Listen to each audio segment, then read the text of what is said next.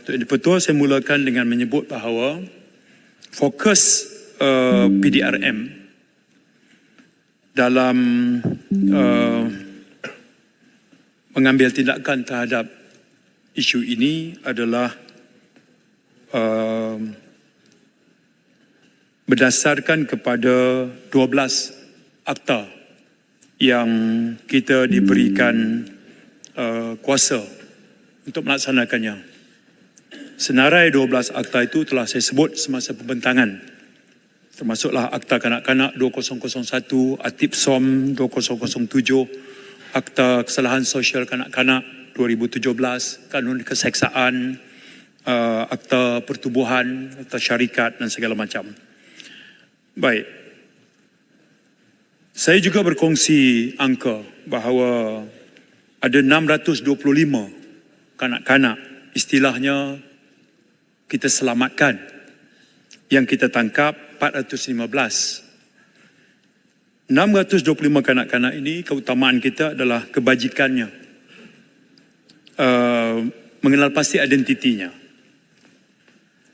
Dan langkah ke depan adalah bagaimana nak membawa mereka kembali kepada arus perdana pendidikan.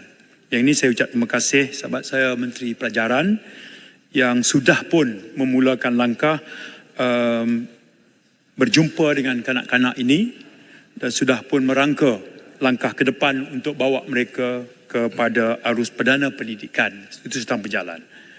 Dari hal identiti, saya telah sebutkan tadi bahawa 597 daripada 625 itu sudah pun secara sahih, bila kita semak dengan Jabatan Pendaftaran, mempunyai dokumen pengenalan diri, sama ada sijil lahir ataupun MyCard.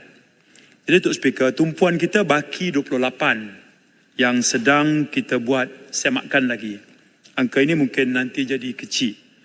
Di sana ada juga yang kita sudah kenal pasti sebagai jatuh dalam kategori anak tidak sah taraf. Tapi kebetulan kita nanti besok akan...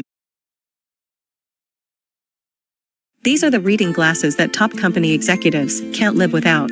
With revolutionary smart zoom technology, membahaskan tentang isu kewarganegaraan anak tidak sah taraf nanti, kita proses di bawah perkara 15A Perlembagaan Persekutuan.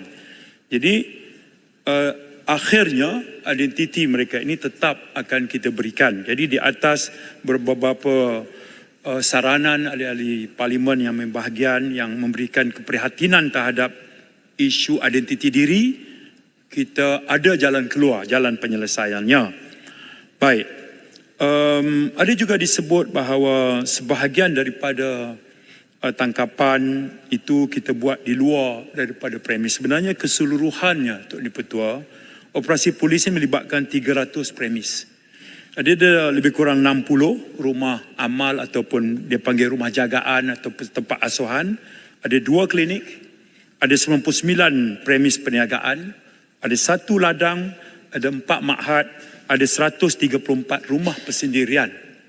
Jadi 300 premis ini kita sampai, dan itu membawa kepada sejumlah 415 tangkapan yang ada. Kita buka kertas siasatan berdasar kepada akta-akta yang saya sebutkan tadi.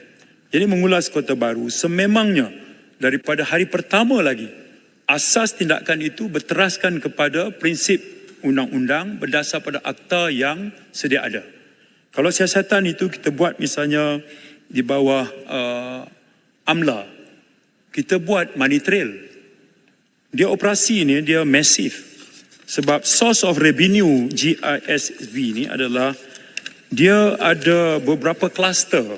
Ya. Maknanya komitmen setiap kluster itu dia mesti mencapai kutipan harian. Ya. Dan kutipan harian itu bila diperolehi mesti dimasukkan dalam akaun individu pimpinan yang duduk dalam struktur ahli lembaga pengarah. Jadi dia ada zon Kuala Lumpur, zon tengah, zon utara, zon dalam dan luar negara. Jadi dia ada target kutipan. Ya, dia ada target kutipan bagi setiap zon yang membawa anggaran lebih kurang 70,000 sebulan kutipan minimum kena ada.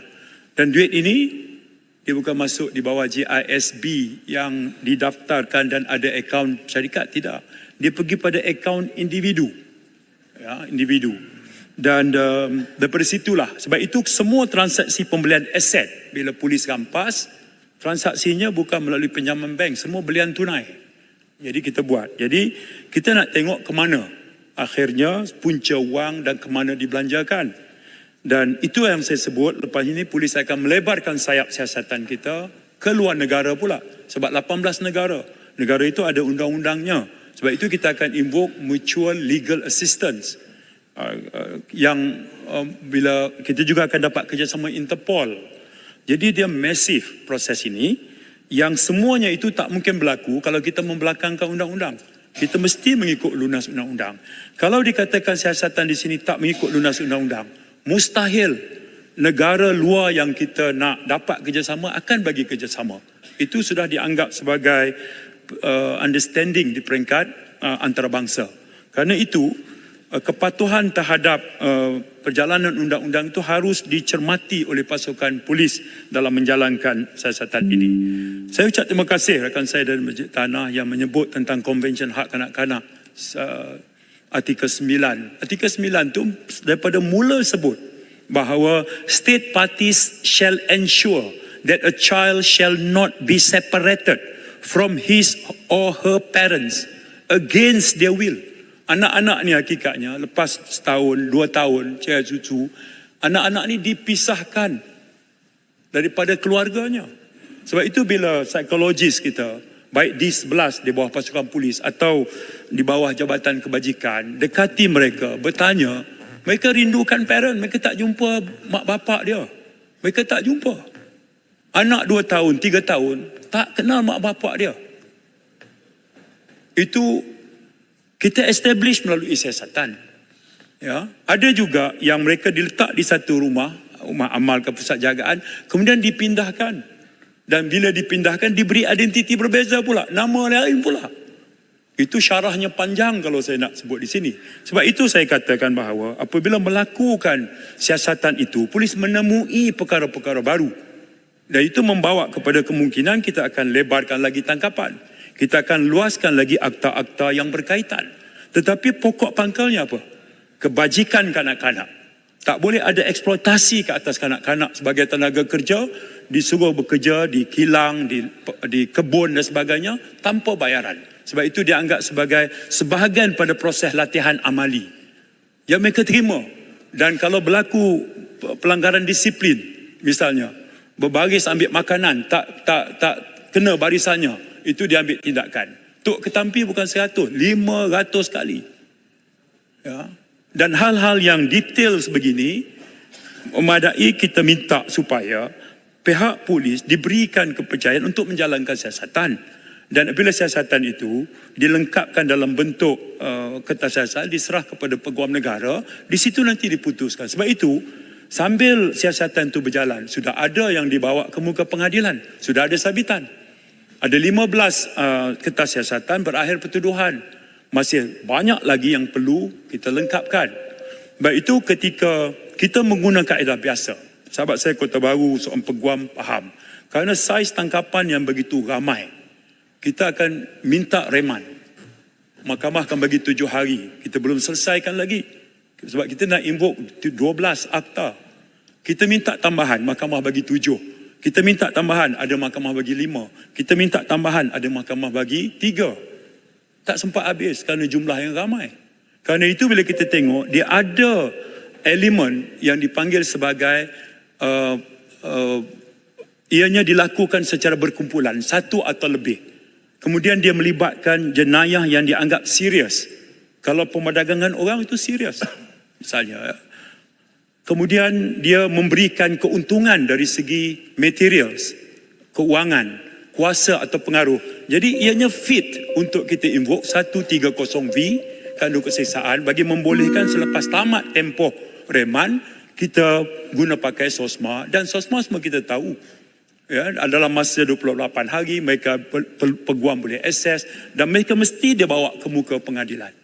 Proses itu sangat jelas dalam proses kita membuat keputusan ini. Untuk betul saya ambil 11 minit. Saya akhiri di sini supaya berlaku adil pada sahabat saya daripada Menteri Wanita. Seperti saya ungkap tadi, sebahagian daripada yang tak dapat saya berikan respon. Saya akan berikan jawapan bertulis kerana perkara-perkara saya membuat catatan. Buat ahli yang berhormat yang mengambil bahagian, saya ucap terima kasih.